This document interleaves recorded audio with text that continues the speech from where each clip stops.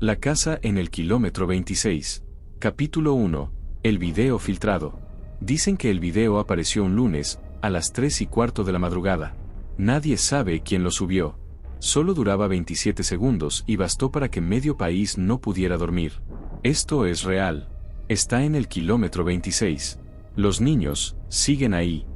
El video mostraba una casa vieja al costado de la carretera. Sin ventanas.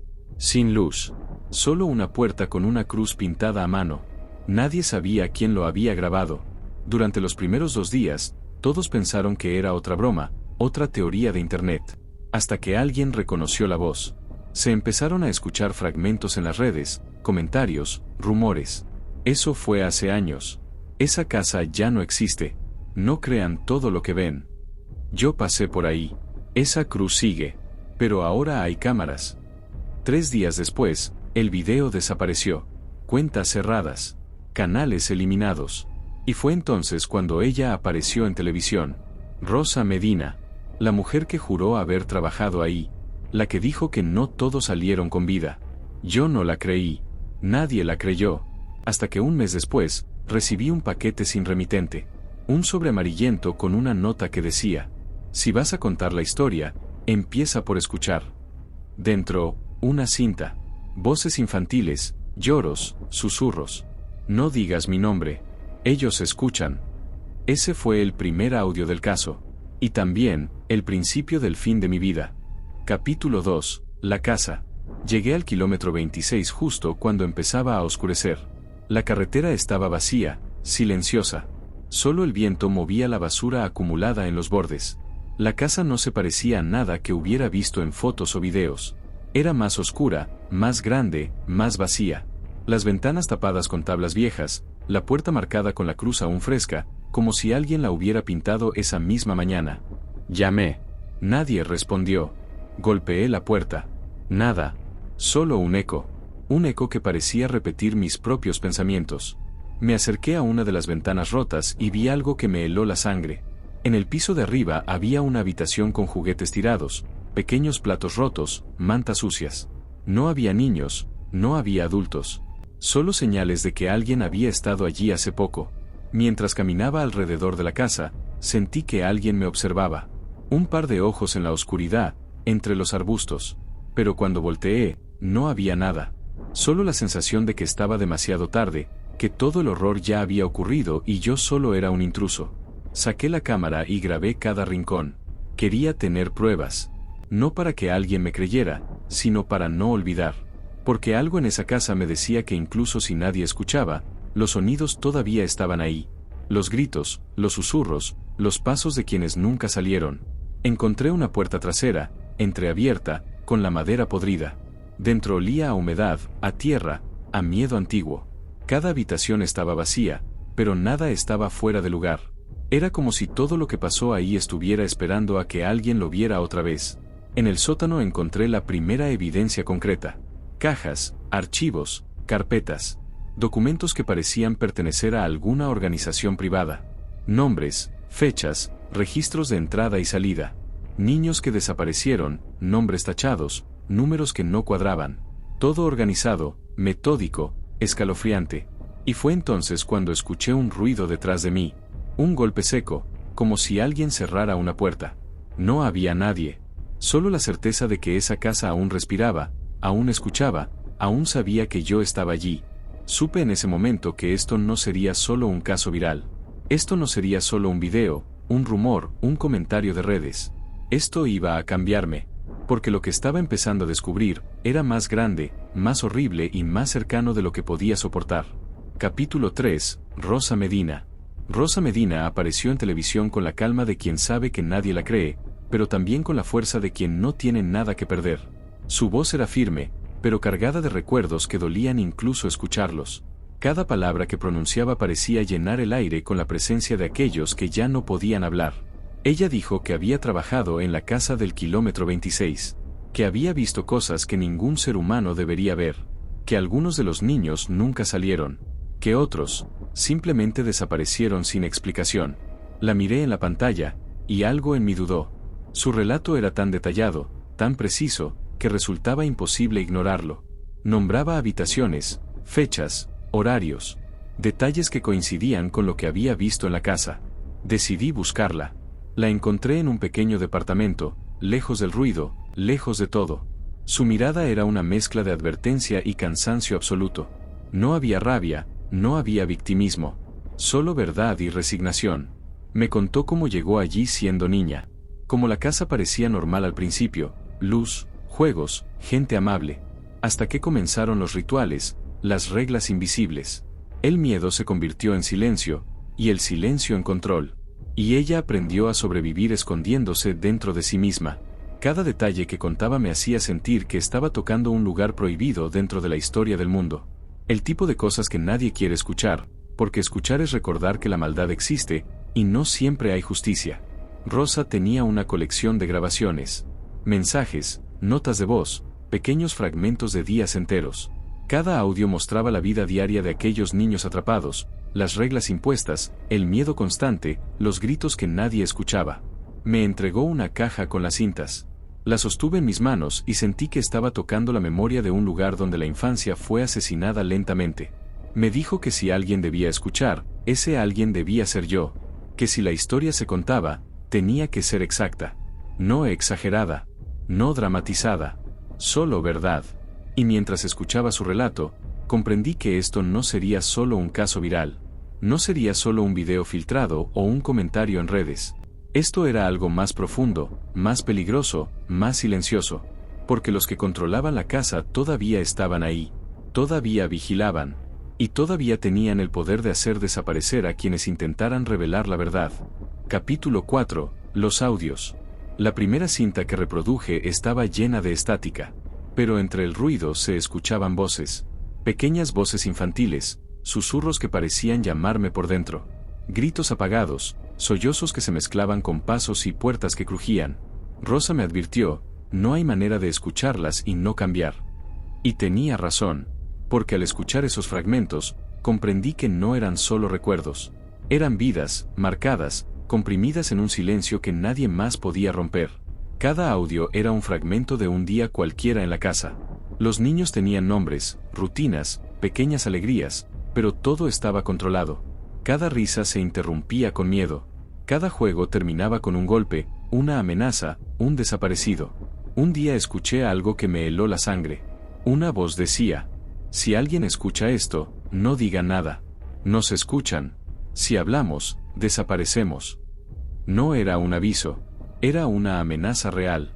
Y comprendí que quienes estaban detrás de esto habían construido un sistema donde el miedo mantenía todo bajo control. Los niños no necesitaban cadenas físicas. Sus mentes ya estaban atrapadas. Empecé a organizar los audios, a cruzar fechas, voces y habitaciones. Todo mostraba un patrón. Cada desaparición estaba planificada. Cada silencio, medido. Cada grito, calculado para que otros se detuvieran antes de hablar. Mientras más escuchaba, más me daba cuenta de algo aterrador. No era solo la casa. No era solo los niños. Era el mundo afuera, que lo permitía. El sistema que ignoraba, que borraba, que justificaba. La indiferencia. Rosa me advirtió de nuevo: no intente salvarlos. No ahora. Pero yo no podía detenerme. Cada cinta era un llamado.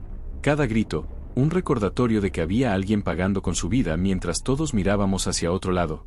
Y entonces comprendí la verdad más profunda. Este caso no era solo para exponer. Era un espejo de lo que hacemos todos los días. Silenciar. Mirar hacia otro lado. Pretender que no existe. Capítulo 5. La conspiración. Rosa tenía razón. Nada en esa casa era casual. Nada era un accidente. Todo estaba organizado como una maquinaria perfecta, diseñada para no dejar rastros. Durante semanas crucé los nombres de las carpetas que encontré en el sótano con registros públicos, escuelas, programas de adopción, clínicas privadas. Y empecé a ver un patrón. Nombres repetidos. Empresas con los mismos directivos. Fundaciones benéficas que nunca entregaban informes. Y hospitales que recibían donaciones anónimas, justo después de cada desaparición. El horror no estaba en la sangre. Estaba en los papeles. En los correos oficiales con sellos del gobierno, en las notas clínicas firmadas por médicos que nunca existieron. Era una red que usaba el lenguaje de la caridad para esconder lo impensable. No robaban niños. Los seleccionaban. Niños sin documentos, sin familia, sin historia. Y los convertían en piezas reemplazables dentro de un sistema donde un cuerpo no era más que una inversión. Cada cinta de Rosa se volvió más clara a medida que entendía el contexto. Los controles médicos de los que hablaban no eran chequeos. Eran revisiones, evaluaciones, catalogación de órganos. Y lo más aterrador era que todo estaba perfectamente legalizado. Los permisos, las firmas, las licencias. Nadie hacía preguntas porque nadie quería respuestas. Intenté denunciarlo. Llamé a periodistas, a fundaciones, a contactos del medio. Nadie respondió. Una semana después, mi auto fue seguido. Alguien me llamaba desde números desconocidos. Mi correo fue borrado. Y una noche, alguien golpeó la puerta de mi apartamento, 3 veces, sin decir palabra. Rosa desapareció 2 días después. Su departamento vacío, las paredes limpias, sin un solo rastro de ella o de las cintas originales. Solo un papel en mi buzón, con su letra. Si yo no vuelvo, no sigas. Porque si sigues, ellos vendrán por ti. Y tenía razón. Pero ya era demasiado tarde. Capítulo 6. La casa. No pasó mucho tiempo antes de que entendiera que yo también estaba en la mira. Cada paso que daba era observado. Cada contacto desaparecía antes de responder. Mis correos eran bloqueados. Mis llamadas, interceptadas. Salía a la calle y sentía ojos detrás de mí. Autos que no conocía seguían mis rutas. Y cada vez que entraba a un café o a una estación de metro, sentía que alguien sabía exactamente dónde estaba. Los medios comenzaron a tergiversar mi investigación. Titulares cambiaban el foco. Video viral crea pánico infundado. Rosa Medina, testimonio confiable o fantasía de redes. Las redes sociales se estallaban. Los que decían creer en la historia eran ridiculizados. Los que dudaban, reforzaban el silencio. El país se dividía en opiniones y chismes, mientras la verdad, la verdadera, horrible verdad, permanecía intacta, invisible para todos. Y yo estaba solo, con los audios, los papeles, y el recuerdo de los niños. Una noche, al regresar a mi departamento, encontré la puerta abierta. Dentro, todo estaba intacto, salvo un mensaje en el espejo del baño, escrito con lápiz labial rojo. Dejaste que escucháramos. Ahora vamos por ti. Mi respiración se detuvo. Supe que cada segundo contaba, que cada movimiento era vigilado, que no podía confiar en nadie. Salí corriendo hacia el kilómetro 26, a la casa que ahora parecía un lugar de espectros. Quería buscar pistas. Quería entender cómo había llegado a este punto. Pero la casa ya no estaba. Demolida. Escombros esparcidos. El silencio lo cubría todo. Y en ese momento comprendí la magnitud de lo que había hecho Rosa. Ella no había escapado. Había desaparecido. Y yo estaba solo, con la certeza de que no importaba cuánto publicara, cuánto dijera, cuánto gritara. Ellos ganaban porque el mundo siempre permite que la verdad sea filtrada, manipulada o ignorada. Nunca la encontré. Nunca recuperé las cintas originales. Solo quedó el eco de sus voces, los audios que había logrado salvar, y un mensaje que no podía borrar. Si alguien escucha esto, no nos olviden. Y supe que, incluso aunque alguien escuchara, nada cambiaría. Porque el silencio es más poderoso que cualquier grito. Capítulo 7. El eco. Pasaron meses. El país ya había olvidado el kilómetro 26. Los titulares cambiaron. Los videos virales se reemplazaron con memes y debates vacíos. Rosa Medina se había esfumado. Los niños que quedaban eran fantasmas en los informes oficiales. Yo seguía con los audios. Cada noche los reproducía, uno tras otro, hasta que las voces se mezclaban con mis pensamientos. Susurros que me decían lo que ya sabía, que no había justicia, que no había redención. Solo memoria. Y silencio. Intenté publicar todo, uno último intento. Correo, blogs, redes sociales, entrevistas. Al principio hubo interés. Luego, lentamente, el mundo volvió a mirar hacia otro lado. Los poderosos aseguraron que todo era exageración, que las acusaciones eran rumores sin sustento. Y así, todo quedó reducido a un eco que nadie escuchaba del todo, pero que persistía en mí, en los pocos que habían intentado escuchar. Cada mensaje de voz, cada documento, cada foto que había logrado salvar era un recordatorio. Que el silencio no es solo ausencia de ruido, que el silencio también mata. Al final, Entendí lo que Rosa había querido decirme desde el principio. No se trata de sobrevivir. Se trata de recordar.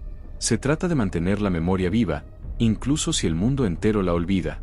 Y mientras me sentaba frente a los audios, comprendí algo aún más aterrador. Aunque yo desapareciera, aunque el mundo siguiera su rutina y los responsables siguieran libres, el eco permanecería. Siempre.